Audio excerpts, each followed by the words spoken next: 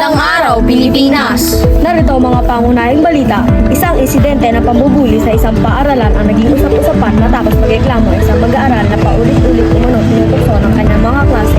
Ayon sa ulat, agad nagsagawa ng investigasyon ng pamunuan ng paaralan upang malaman ang buong pangyayari. Dumako tayo sa unang tagapagbalita.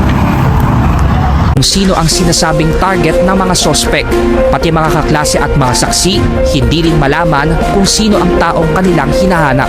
Possible angle of bullying as motive and also yung influence ng isang gaming application online na naka-influence sa kanya. But as of now kasi wala pang conclusive na na-establish na motive.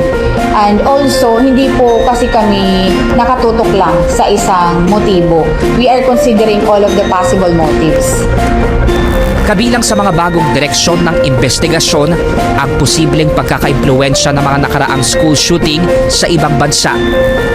Kapansin-pansin kasing may pagkakatulad sa mga isinuot ng mga sangkot sa mga nakaraang school shooting sa ibang bansa ang suot ng 14 anyos na sospek. Nakita namin yun and yun nga, kinoconsider din namin yun sa investigation. If those preview... Magandang araw! Isang mag-aaral ang inuulat na paulit-ulit na pinagtatawanan at tinutokso ng mga klase habang nasa loob ng paaralan. Ayon sa mga nakasasaksi, naging malungkot at umiiwas sa mga klase ang biktima matapos ang insidente.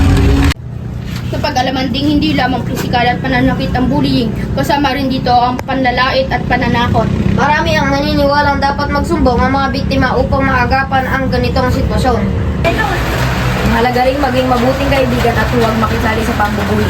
Maraming paaralan ang nagpapatupad ng mga programa laban sa pambubuli upang mapanatiling ligtas ang lahat ng mag-aaral. Ang pagtutulungan ng buong komunidad ng paaralan ay makakatulong upang maiwasan ang pambubuli.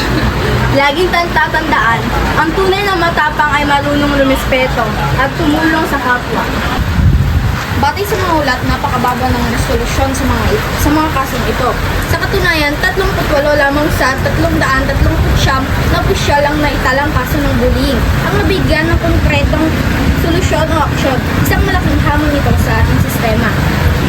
Iyan ang ating balita tungkol sa pambubuli. Sama-sama nating itaguyod ang ligtas, mapayapa at masayang paaralan. Ako, si Kenzie Calabi. At ako naman, si Ashley Kathleen de la Cruz. At ito ang mga nagbabagang ulat. Paalam!